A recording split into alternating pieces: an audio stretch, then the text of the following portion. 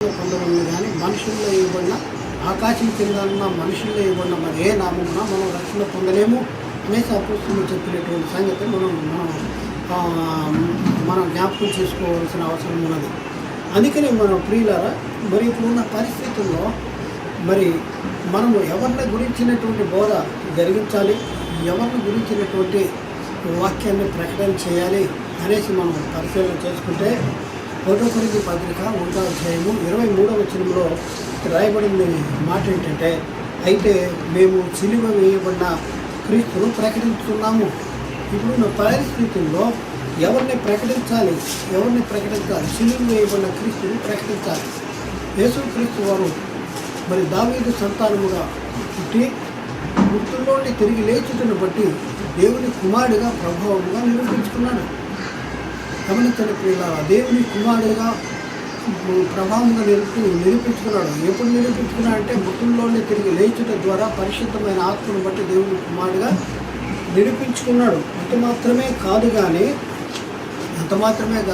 ఆ క్రీస్తు యేసు అంట మరణాన్ని నిరర్ధకం చేసి జీవాన్ని అక్షయతను సువార్త ఉన్న వెలుగులోనికి తీసుకుని వచ్చాడు అనేసి లేఖనాలు చెప్తూ ఉన్నాయి.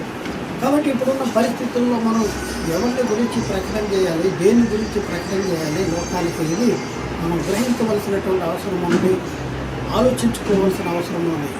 ప్రియులారా, ఈరోజు లోకానికి ఎవరిని గురించినటువంటి సంగతులు ప్రకటన చేస్తున్నాం. ఒక ఆత్మ రక్షించబడాలంటే ఎవరిని గురించి చెప్పాలి? వినుట ద్వారా విశ్వాసము, వినుట క్రీస్తుని గురించిన మాట ఉన్న కలుగును అని లేఖనాలు చాలా స్పష్టంగా చెప్తున్నాయి. ఏది ఆ క్రీస్తుని గురించిన మాట అంటే, అపోస్తలుడైన పౌలు 1 కొరింథీ పత్రిక 15వ అధ్యాయంలో 1 నుంచి కిందకి చూసుకుంటే అక్కడ పౌలు చెప్తున్న మాట, సహోదరులారా, నేను మీకు ప్రకటించిన సువార్తను మీకు తెలియపరుస్తున్నాను, మీరు దాని నుండే నిలిచి ఉన్నారు, మీ విశ్వాసం వ్యర్థమైతేనే కానీ నేను ఏ ఉపదేశ రూపకంగా మీరు వార్త ప్రకటించుతానో ఆ ఉపదేశమును మీరు గట్టిగా పట్టుకొని ఉండేలా ఆ సువార్త వలననే మీరు రక్షణ పొందువారే ఉందురు. అదేదనగా చెప్తున్నాడు, నాకు ఇవ్వబడిన ఉపదేశమును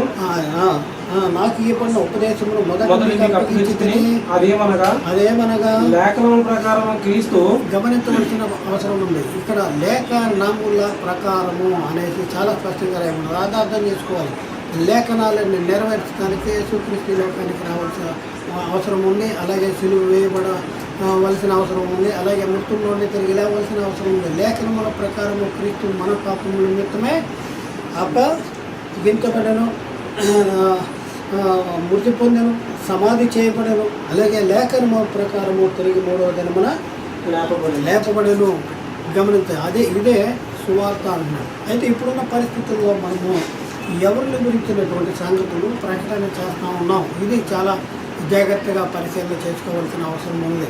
అందుకని ప్రియులారా, మనం ఆలోచించుకుంటే ఏ క్రీస్తుని ప్రకటన చేయాలి అంటే, మేము యేసుక్రీస్తును అనగా సిలువ వేయబడిన క్రీస్తుని తప్ప మరి దేన్ని మీ మధ్య ఎరగకూడదు గాక 1 కొరింథీ 2వ అధ్యాయము 2వ వచనంలో యేసుక్రీస్తును అనగా సిలువ వేయబడిన క్రీస్తును తప్ప మరి ఎవరిని మరి దేన్ని మీ మధ్య ఎరగకుండా గాక అనేసి అక్కడ చాలా స్పష్టంగా రాయబడింది. ఎందుకు సిలువ వేయబడిన క్రీస్తునే ప్రకటన చేస్తున్నారు అంటే, ఇక్కడ మనం చూస్తే 1 కొరింథీ 1:18లో సిలువను గురించిన వార్త నశించు వారికి వేరుతనముగా ఉంది కానీ రక్షించబడుతున్న మనకి దేవుని శక్తి అయి ఉన్నది. ఈ సిలువలో జరిగింది ఏంటంటే, ఆ సిలువ వలన ఏం జరిగిందంటే